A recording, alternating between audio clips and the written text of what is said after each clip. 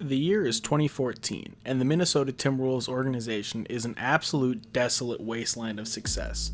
Kevin Love, a talented big man out of UCLA, has tossed up double-doubles at an unprecedented rate, yet the Minnesota Timberwolves still haven't managed to make their way to the playoffs since the big ticket left town. Ricky Rubio is a talented but underwhelming point guard with an aversion to jump shots, and bruising big man and actual Montenegrin mobster Nikola Pekovic is often injured, and what promise this Minnesota Timberwolves squad did have at one point has almost entirely dwindled away. Meanwhile, the winds of change are blowing in the NBA, and LeBron James is making his way back to Cleveland, on a quest to bring his hometown its first championship. The Cavaliers have the first overall pick in the draft lottery, but LeBron is there to win chips and not burp babies.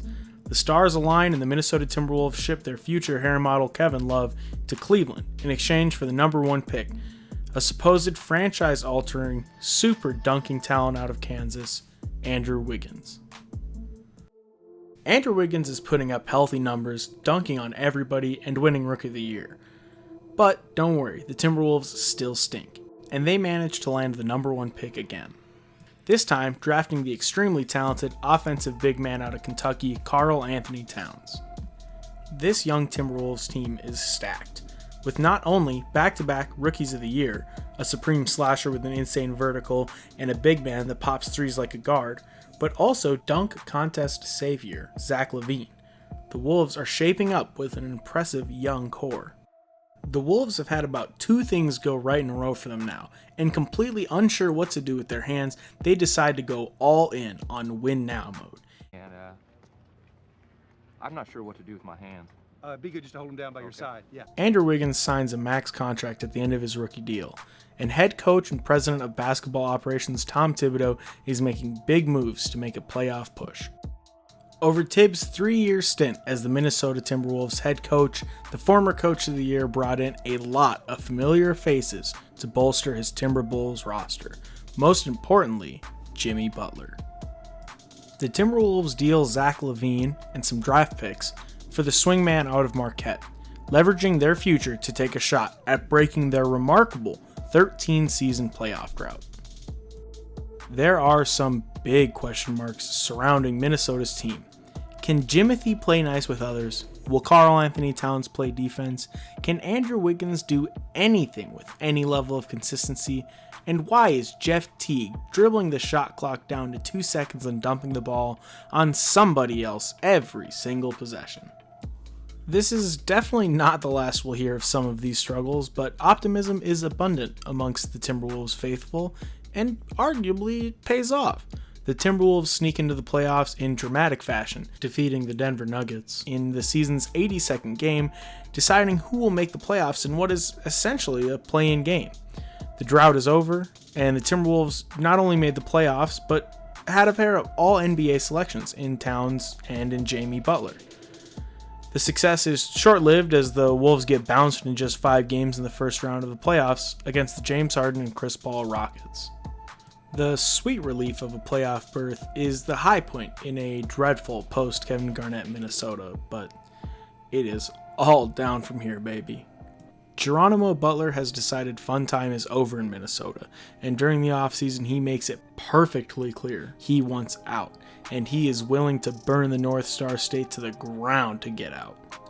In a heated offseason practice, Butler verbally berates Minnesota's young stars and infamously defeats the team's starters while playing with a team of third stringers. Labeling both Towns and Wiggins soft and entitled, Butler does irreparable damage to the reputations of both young players. The Timberwolves managed to flip Butler to the next unfortunate franchise that he'll irreparably damage, shipping him to the 76ers in exchange for Robert Covington, Dario Saric, and Jared Bayless. Initiate your offense. What a luxury. Jimmy receiving the love.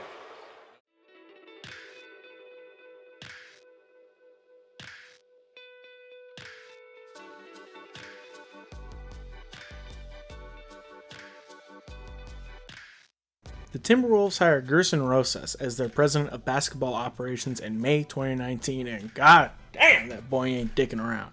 By February 2020, only 2 players remained from the roster Rosas inherited just 9 months ago. Rosas does the seemingly impossible and moves the albatross contract of Andrew Wiggins. Even more incredible is he manages to do it for an actual return. Former all-star point guard D'Angelo Russell is making his way to Minnesota, which he loves, by the way. Russell was the second overall pick in the 2015 draft, right after Karl-Anthony Towns, and the two have just been super best mega pals ever since. So who are the Minnesota Timberwolves right now? Well, it's hard to say. Karl-Anthony Towns is a 24-year-old center with 2 All-Star selections and an All-NBA selection under his belt. He's arguably the best three-point shooting center in the NBA, and his knack for scoring makes him one of the league's premier centers. Between some minor injuries and suplexing Joel Embiid last year, Karl-Anthony Towns only played 35 games this last season. The doubts surrounding his defense are towering, but his offensive capabilities are undeniable. D'Angelo Russell is a 24-year-old point guard with an All-Star selection under his belt. Russell is another undeniably talented offensive player. He has a silky smooth handle and one of the best signature celebrations in the league. The duo is undoubtedly talented, but in a crowded Western Conference, can they carry the Wolves back to the playoffs? Time is on their side as both players are young and have long-term contracts, but the rest of the roster is in a state of flux. Young players like Josh Okogie and Jarrett Culver have both had moments of glories, but also have some glaring shortcomings in their game. And in a shocking turn of events that actually gave Timberwolves fans a reason to wake up in the morning, the Timberwolves managed to win the 2020 NBA Draft Lottery and secured the number 1 overall pick. What will the Wolves do with the pick? Will they introduce another young piece to the team's already impressive core by selecting Anthony Edwards or LaMelo Ball? Or will they deal the top pick for another premier player closer to the prime window of their current stars? Perhaps fellow 2015 lottery pick Devin Booker, who has been friends with D'Lo since middle school and played with Karl-Anthony Towns in Kentucky. The exact future of Minnesota is unclear, but with a nucleus of young stars and the first selection in the 2020 draft, the Timberwolves have some options. And hey, if they're not good at basketball, they may still be a frontrunner for the All-NBA drip team.